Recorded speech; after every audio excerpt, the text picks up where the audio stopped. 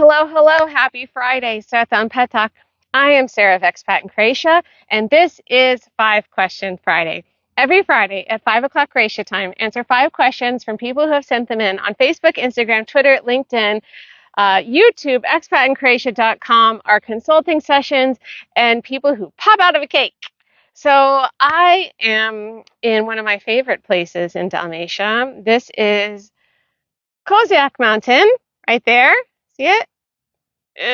Yeah. Okay. So there is this wonderful trail that you can take, and you start at this cemetery in Kastela, and then you walk up this trail. It takes about 2 hours if you're just like going at a regular pace, and you go up to the mountain, and at the mountain ridge there is a mountain house called Putal, and you can have lunch there, and it's really, really, really good. You can drive all the way up there with a car. I've never done that. I've always just hiked because it's a nice little reward at the top, and they have this big terrace, and you can bees. That's going to happen. Um, and you can see like the islands and Split and Castella all from the top of this mountain. And I really like it. And I've been wanting to do a 5 Questions Friday up here. So now I'm finally here. I found a nice shady spot on the trail, and I would love to show you the view of Split. So I'm going to gently take you off now. Oh, a little jumpy today. All right. Let me dismantle you. All right. Come on, guys. All right. All right. So they're Split off in the distance. There's that wonderful cement factory. And then up there, if you can see it, that's Marion Hill. And then just beyond Split, that is Broch Island. And way behind Broch Island, which I don't know if you can see it on the phone, is far, but I can see the little kind of bumps. So if you see these like Italian cypress trees, that is the cemetery. They love doing that at cemeteries. And then the trail goes all the way up the mountain. So you can't see the mountain house from here, but you can kind of see where that tree line is. So if you follow the tree line across back behind this pine tree, that is where the mountain house is. And their food is excellent, and it's reasonably priced, although I have not been there since the change of the euro, but I imagine it's probably similar. They only usually have like 1 or 2 dishes. It's really good. And they also have tea that's made from herbs from the forest, and that's awesome. So I'm going to gently place you back on here. There we go. Okay, perfect. So the best time to do this hike, if you're going to do it in the semi-daytime, would be the spring or the fall. If you're going to do it this time of year, then I would say try and do it as early in the morning as you possibly can before it gets too hot. It's pretty hot now. But I did see some hikers, so who knows? Maybe we'll have some hikers that come up behind us. Oh, howdy, Michael. Okay, what do we have for today? So I've got a few things to share with you before we get into the questions. So first, I was in Helsinki. You might have seen the stories that I shared. That was a really wonderful trip. I'd never been to Helsinki before, and I did not know that there would not be any, I did not know the sun was not going to set. So it was 4 days of daylight. And I did not also know that because the winters are so dark, the Finnish people, they want to soak up as much of the sunlight as possible during summer. So they don't have like blackout shades or curtains or anything like we do here in Croatia. They want to soak up as much of it as possible. And after I came back, I was in my writers group here, and there's a couple in my group, and apparently they lived in Finland for a year, and they went to go buy blackout curtains, and the Finnish people judged them for that. They're like, what are you doing? And they said it's very common to see that Finns are just naked in their houses with their windows all open, so you can see naked people everywhere, because they just want to have as much sunlight on their skin as possible. And you know what? I identify with that. I mean, that's how Croatians are. They want to have as much sunlight as possible when they have it. I just say it's not quite to that extreme because we have balance. The sun sets all year round. It's just sometimes we have a little bit more of it this time of year. So I had a wonderful time with my uncle. We only got to spend like 1.5 days with each other, and then he drove me to the airport at like 5:30 in the morning. But it was so concentrated, and it was just such a nice time. And I was thinking about it after I got back because when you're living abroad, it doesn't matter for what reason you decide to move abroad, but chances are everyone has people that they care about in the place that they came from. And you just have to make your peace with the fact that your relationships are going to change. You're not going to see them as often. And sometimes things are going to happen and you're not going to be there. And I've had several relatives die since I've been over here and I couldn't get home in time. And, rather than being sad about it, I just try and make the most of every moment that I had with them. So that's why I was like, oh, you're going to be on the continent. We can only see each other for a day and a half. Yes, I will absolutely fly to Finland to do that. And I'm really grateful that I did that. That was a really special experience to spend those days with my uncle. So we have a question already from Nicholas. It looks like if you don't have a domovnica, is it possible to still work in Croatia? Yes.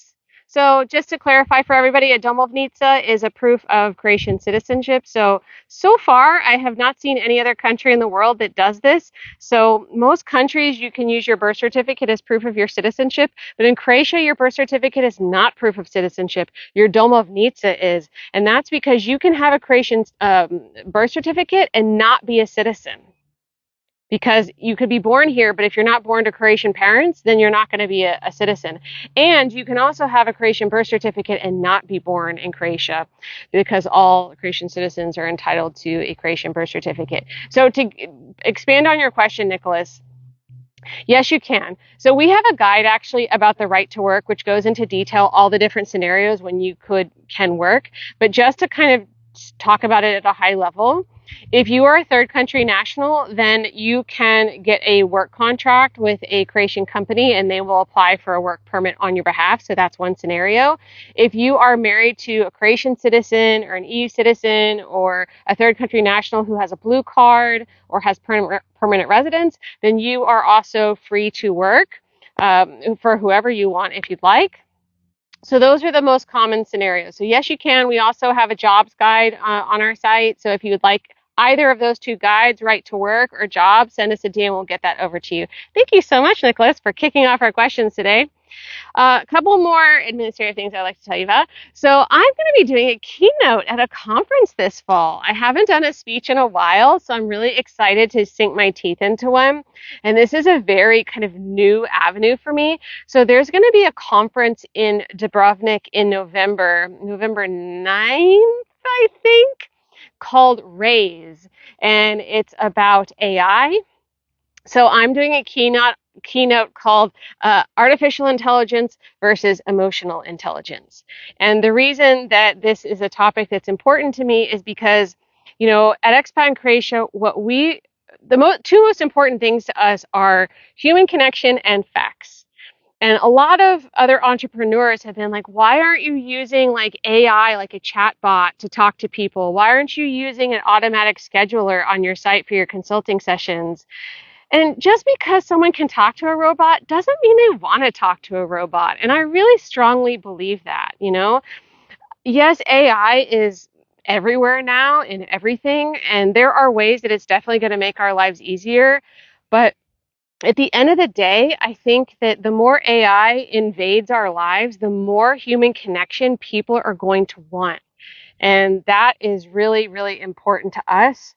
So we don't believe that computers can replace that, at least not now. So that's what I'm going to be talking about. So I'll tell you more about that as I start developing that speech.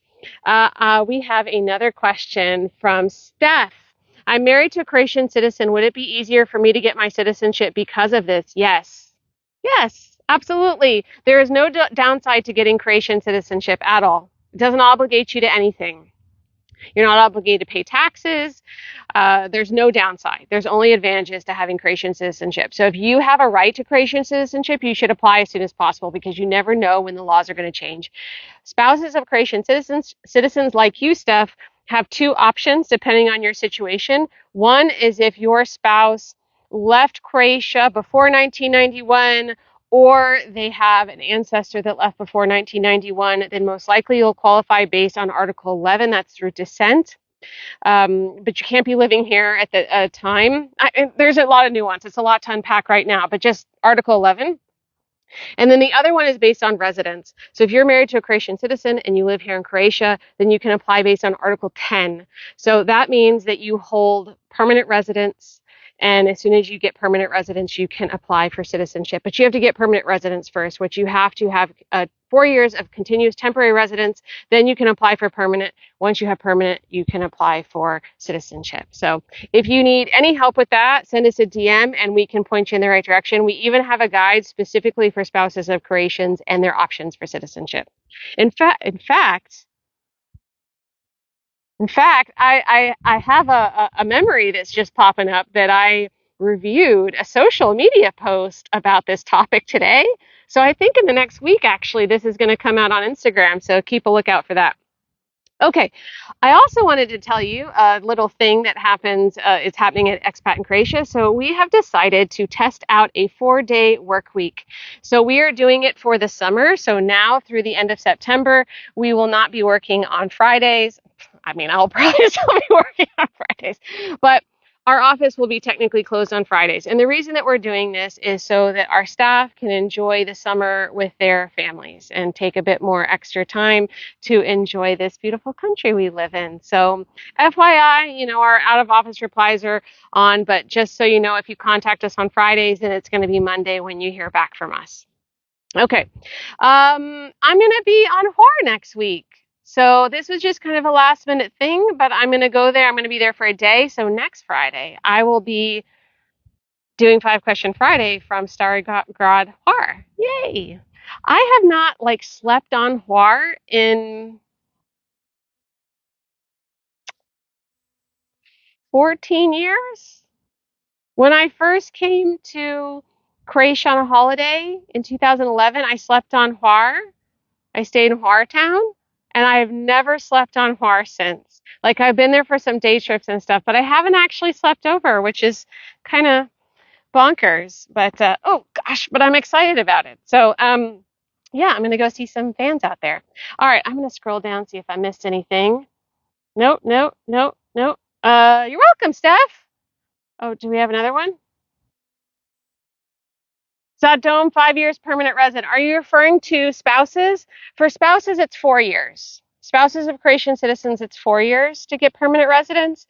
For everybody else, it's 5. Okay, so we're going to go ahead and dig into our questions now. Thank you so much for being here. If you're just joining us, I'm Sarah, and I'm going to answer some questions about Croatia. All right? Oh, let me scroll back down again. Okay. All right. So this first one comes from Claire on the 5-Question Friday forum. When tourists and those applying for long-term residence are taking medications, how do they deal with the Croatian policy of being allowed only a 30-day supply? Is it possible to obtain prescriptions in Croatia? To make an inquiry in advance of arrival to be sure of availability, how would one do this? Okay. So we've tried to confirm this with the ministry before. We had gotten this question previously, and we could not get a straight answer out of the government. And when we can't get a straight answer out of the government, we're not going to try and act like it's fact. So I'm going to speak about this based on my experience with Croatia, because this is a bit of a gray area. Now, one, the chances that they're actually going to search your bags are low, unless you've got major giant bags. So just keep that in mind. I am not in any way encouraging anyone to break the law. I want to make sure that that's abundantly clear. But it is low that they'll check your bags. Now, if your doctor abroad is willing to give you a 30-day supply, then ask them to write a letter on letterhead with their stamp and everything, saying that they have given you a 30-day supply. This is why it's really important that you have these meds, and you want to ensure that they have a smooth transition to Croatia. That way you can show them at the border if you do run into a problem. Now, foreign prescriptions are not recognized in Croatia. You can't take a foreign prescription to a pharmacy here in Croatia and they will fill it. They won't do that. It has to be a Croatian one. So what you would need to do is go to a doctor here in Croatia, give them the prescription. Now, depending on what it is, they may just go ahead and write it, or they may want to see your records, or they, in the very extreme situation, may want to do a round of tests to prove that diagnosis or justify those medications. So it really just depends on what it is, what the medication is. I would suggest starting with going to a polyclinica. A polyclinica is a private medical practice that has multiple specialties under it, because if you are applying for residence, you're not going to be able to get on state health care for months, most likely. So you need to start with going to a doctor, and a polyclinica is great because usually they always speak English. The ones that I usually recommend are Agram and Croatia Polyclinica, despite being electrocuted by them a couple of weeks back. But those are big ones that are all over the country. They have multiple offices and they speak English and they're pretty easy to deal with. So that's what I would suggest. Okay, we do have a guide on how to fill prescriptions in Croatia. So if you would like that, send us a DM. Okay. Next, this question comes from Barbara on the 5 Question Friday forum. My husband and I will be in Šibenik for one day on the Azamar cruise. In your opinion, will we, ages 67 and 70, be able to figure out how to get from Šibenik to Krka? It seems a bit confusing. Do you recommend buying a park ticket online ahead of time, and for which entrance? So I've got 2 answers for this. So first, you may get to Skradin, which is one of the entrances from Šibenik, by bus, and then you take a ferry into Krka. Tickets can be purchased in advance or on site, but it's better to just buy everything online. That way you just don't have to stand in line.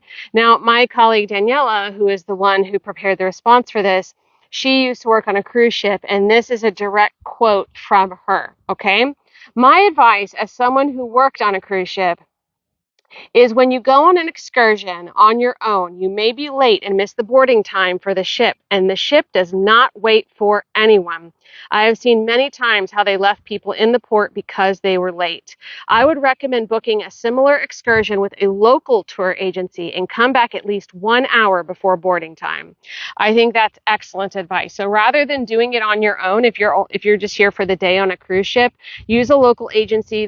Every local agency offers some kind of excursion to Krka. So I would do that. Be clear with them about when you need to be back in town, and they will make that arrangement for you. Now, we do have a lovely guide on how to visit Krka that includes tickets, directions, entrances, everything that you could possibly need to know. If you would like that, send us a DM. All right, our next question comes from Allison on the 5 Question Friday forum. As a third country national from the UK, if MOP doesn't process my application within the 90-day tourist stay because they haven't gotten around to it, do you have to leave for 90 days and come back and start again? No, you don't. So you can stay in Croatia as long as your application is in process. Now, I'm going to tell you right now, MOP is not going to process your application within 90 days. That will not happen. Maybe there are going to be some rare occasions here and there, but at this point in time, MOP is not processing applications that fast. So once you submit your application, you are allowed to stay in Croatia as long as your application is in process. Now, that being said, there are some things you need to know about this. So I want to unpack it for you, okay? Because Schengen complicated matters. Once Croatia joined the Schengen zone, all hell broke loose, okay? So, as I said, you can stay in Croatia as long as your application is in process. However, you have to understand that once you hit the 90-day period of time in Schengen, whether that be maybe you went to Ireland before you came to Croatia or something, or you spent that whole time in Croatia, it does not matter. Once you hit that 90-day mark, you cannot re-enter Schengen again. So that means you have to stay in Croatia until you have a residence permit in your hand. That is incredibly important to understand. Otherwise, you will not be let back in, and that would be a problem. That would complicate your application process. So you must note that, okay? Now, this brings us, hey, Logan, what's going on? Yeah, you haven't waited 2 years. You and I applied 6 weeks apart or something like that? Yeah. We're going to talk about processing times. When are we going to talk about processing times? Oh, did we just talk about that? Maybe that's what all my memories are getting jumbled up. I feel like we talked about that maybe a couple episodes ago.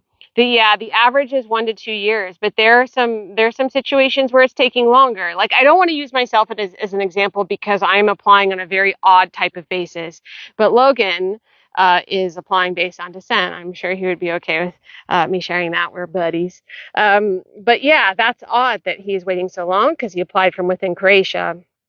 Yes, and you do have temporary residence, on the humanitarian reasons, which is really good because then you can kind of extend that time after time until the citizenship is approved. Okay, this brings us to our lawyer tip of the week. Dun, dun, dun, dun. All right.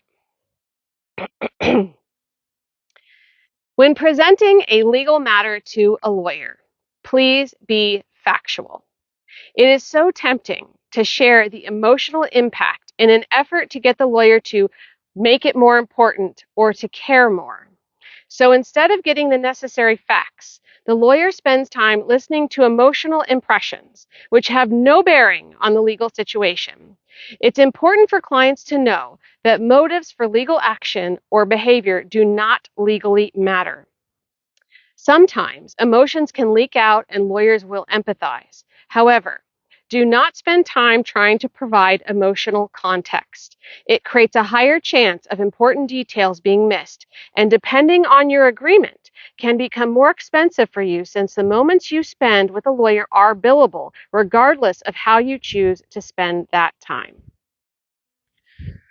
This is very, very good advice. And, I understand this firsthand, doing consulting sessions because sometimes people are in a difficult situation and they use the time that we have talking about the emotional context of a situation. And, if that's how you want to spend your time, I'm all ears, the lawyer's all ears, but that doesn't help you. We can listen, we can empathize, but it doesn't actually solve your problem. So it's important to keep that in mind. I mean, look, there are some catastrophic situations we've seen over the years, and sometimes it's just impossible to keep emotions in check. That's totally understandable. But the facts are what matter.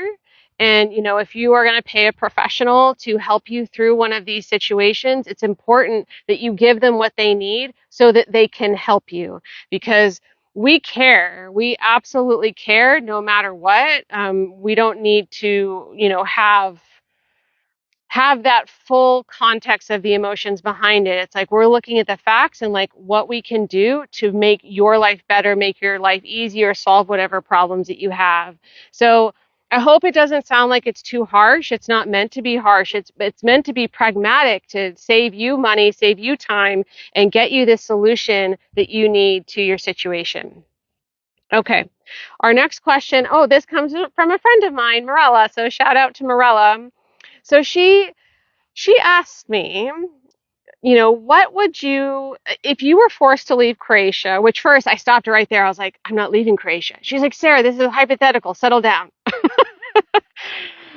If you were forced to leave Croatia and you could come back to Split for only 3 days, what would you do? Okay. So I have laid out my 3-day itinerary.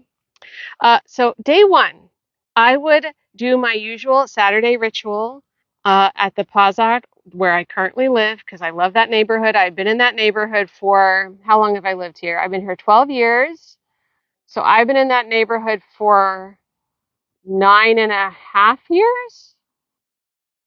9 years? 9 years. Because I moved in there in June and it's June now. So 9 years. So I love that neighborhood. So I would go to that Kozjak in that neighborhood. I would have a coffee at my usual Saturday coffee spot. Then I would put my headphones in and I would do a long meander through Split 3, and then I'd hit Firla, and then I'd walk along the sea real slow like, and then I'd go to the city center. I would have coffee on Riva on the front row, because you got to have the front row, and people watch. Then I would have a lunch at Kadoma, and then I would go get gelato at Emiliana Romana. And afternoon, after lunch or after gelato, I would go to Terrazza Bamba and have a limonada, which I love that spot, and they always have a great playlist. So that's day one. Day two, I would take a super long hike on Marion. So usually what I do when I do a hike on Marion, I leave my house maybe about 10, and I walk all the way from my house to, which entrance do I take? So I go up past Saratsabamba, so up Senska. No, that's a different street. By Hotel Ambassador, there's an entrance there to go up the hill. That's the way that you take the most stairs possible. I do that. I go all the way up to the flag. And then on the other side of that hill, I try and find whichever little paths look like no one has been on them for a really long time. And then I just kind of like meander all over the hill for the next 5 hours. So it's an all day affair, and I take snacks and water, and that's what I would do. Okay, my day three, I would do a beach day in Omish, and I would have coffee at Baywatch. I love sitting at that cafe bar. They make a great limonada. And then I would, when I come back to Split, I would go to Biberon on the top floor of Mall of Split, and I would have their Desgrazia cake. Desgrazia cake? Yeah, Desgrazia cake, which is a pistachio layer cake with cream. It's delicious. And I would sit on their terrace because I think that that terrace is completely underrated. Everyone wants to look at the sea, and the sea is amazing, yes. But I also love the mountains. And that terrace at Biberon at the Mall of Split overlooks the mountains, and it's really gorgeous. So, oh, and then dinner at Dalmatino's on Martillac. That is my 3 day itinerary. I hope you appreciate it. Bugs, go away. Okay, looks we have another question from Steph. Have you been to Galitza Pizzeria? It's our favorite. Galitza. I don't know where Galitza is. So I can't say that. What's my favorite Croatian dish? Oh, easy, pashticada. All day. I love pashticada. So pashticada is kind of like Croatian pot roast. That's at least how I describe it. So you take this big lump of beef. Where is it in Split, Steph? Do you know the street or like a landmark that's nearby? So they take this big lump of beef and they marinate it in red wine vinegar for 3 days, and they like stuff it with carrots and garlic slivers, like kind of studded all around. And then on the day of, you sear it, and then you cook it with a bunch of root vegetables like celery root, carrot, onion, garlic. But then what makes it pashticada, there's three things that make pashticada pashticada. One is the red wine vinegar marinade. One is prunes. They add dried prunes. And then Proshek. Proshek is a dessert wine that's made here, and that is added too. And so you make that, and you add a bunch of red wine and make it into a gravy, and then you puree it. And then at a certain point, you slice the beef into slices about like that, and then you put that back in the gravy, and you let it cook until it starts to get really tender. And then you serve that with gnocchi. So that is the most glorious um, dish ever. When you have it right. And I find that restaurants don't always do it right. They kind of cheap out the process, and so it can taste like shoe leather. I like the one at Dalmatino's. That one is good. The one at oh god, restaurant's on the tip of my tongue. It's over by Spinoot. It's on the water. Oh, I can't think of it. All right, if I think of it, I'll tell you. But my favorite pashitsada, the best pashitsada that exists on the face of this earth, and I am comfortable saying that, is at the Krilo Winery near Trill. I have not been there in years and years and years. It's not a restaurant. You have to like book it, and if you're doing just a party of four, it's like 120 euros per person, which is absolutely worth it. I'm going to say this right now because you don't just get pashitsada. You also get like an all-day wine tasting. They have all these homemade rakias. You also get this appetizer of ushti ushtipizzi. I can't say the plural, but ushtipak in plural. Let's just say it that way, which is like a fried dough that they have here. And then they give this whole huge wheel, like this big. Half of it is prosciutto from like a pig down the road, and the other half is fresh cheese from a cow down the road. It's a really glorious experience. And the pashitsada, I've never had one like that ever. The winemaker's wife makes it. It's so, so glorious. Okay. Let me go back up to Steph. Honestly, I don't know the street, but not too far from Polyute. I haven't heard of it. I'm sorry, I haven't heard of Galitza Pizzeria. But I will say that my favorite pizzeria in Split is Beppina, which is in Pozdigrad. So it's on the edge of Split. So it's really easiest to take a car there. But they have a pizza called Bolduska, which is a cheese pizza with little shrimps from Brach. And then when it comes out of the wood fire oven, they drizzle this mixture of olive oil, freshly chopped garlic, and freshly chopped parsley on top of it. So the pizza is so hot that it just barely heats up that mixture. Oh, it's so good. It's so, so, so good. Oh, hey, Steph. Next time you go to this pizzeria, if it's not too much trouble, take a picture of the sign or something or the menu and send us a DM. I would love to see which one you're talking about. Okay. We have another question from Alex. Hello from Canada. Hi, Canada. Is it worth it a day trip to Mostar from Makarska in July? Yeah, I'd say so. Mostar's nice. I've done a day trip to Mostar myself. Yeah, I would say you could go walk around. You could see the bridge. Have a couple of coffees, have a nice lunch. I'd say so. Yeah. Okay. Scroll back down. Hi, Sarah. I love your account because it has been really helpful for my experience in Hrvatska. Oh, that's so nice. Thank you so much for being here. If there's anything that you would like to see that you have not seen, shoot us a DM and we'll do everything we can to help you. And maybe you'll see it here on the account. Okay, is this our last question? Yes, this is our last question. All right, this comes from Mike on the 5 Question Friday forum. Can you explain in detail how the tourist visa works? Can you stay 60 days within 6 months, leave and come back, let's say in 3 months and stay for 60 days? So yes. So on the tourist, I want to clarify two things about the tourist stay because there's two different kinds of tourist visas, all right? All right, I'm trying not to get in the weeds on this. My brain's starting to churn. It's like, no, Sarah, that's not actually accurate. But for the sake of this question, I'm going to keep this real simple.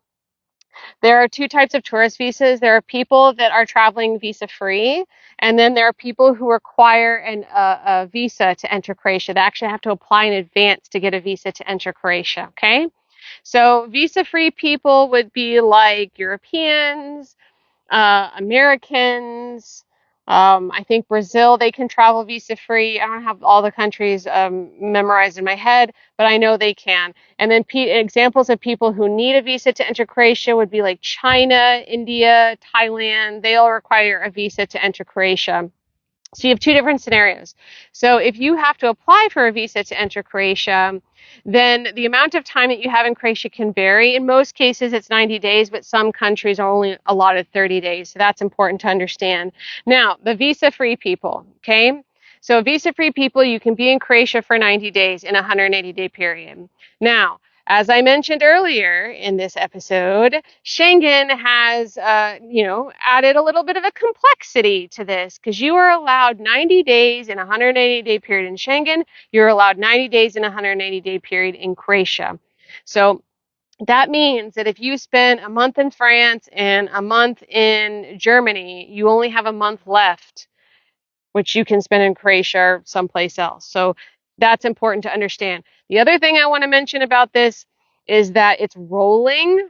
So that means you just count backwards, like 180 days or 90 days to calculate, how much time you have left. So the scenario that he provided, that he would be here 60 days and leave for 90 days and come back for 60 days, yeah, he can do that. That math works. Now, if you're doing a lot of traveling, I really highly suggest that you track it in an Excel document because whenever I speak with frequent travelers, they tend to get caught at borders a lot, and it's really best that you do the due diligence to keep all the records because for some reason in 2024, the country's border patrol are still not very good at tracking all that information, and you don't want them. They're always right. They're always right. So that's why you should keep those diligent records if you're a frequent traveler. Oh, the last thing I want to mention about tourist visas is any amount of time that you spend in Schengen, even if it's 1 minute past midnight, is a full day. There are no partial days when it comes to Schengen calculation. So I always suggest that people give themselves like at least a 2-day buffer just to be safe. and they don't get into any trouble. And don't overstay. Don't overstay. I know it's very tempting to think that there are no consequences, but there are consequences. Yes, I've seen some people slip through and they've been fine, but I've also seen a lot of people who haven't and they got caught and they got fined and they got a 1 year ban from the Schengen zone. And one guy actually had applied for the digital nomad permit and then he left while his application was in process, but he had overstayed Schengen and he couldn't get back in. And yeah, they gave him a 1 year ban. So it's important that you stay on top of all that stuff. We do have a guide on entry visas if you are one of the people who requires an entry visa, so we can send that over to you. Just send us a DM. So that's it for this week, guys. Thank you so much for being here. Thanks to everybody who asked questions. So as a reminder, next week I'm going to be doing 5 Question Friday from Huar. Pretty stoked about that. I hope I find a nice, cool spot to do it in Starry Grad. If anyone has a suggestion on where I could film 5 questions from Starry Grad, send us a DM. But that's it. That's it. So thank you again for being here. And I love you too, Logan. I'll see all of you next Friday. Vidimo say, ciao, bye, bye, bye.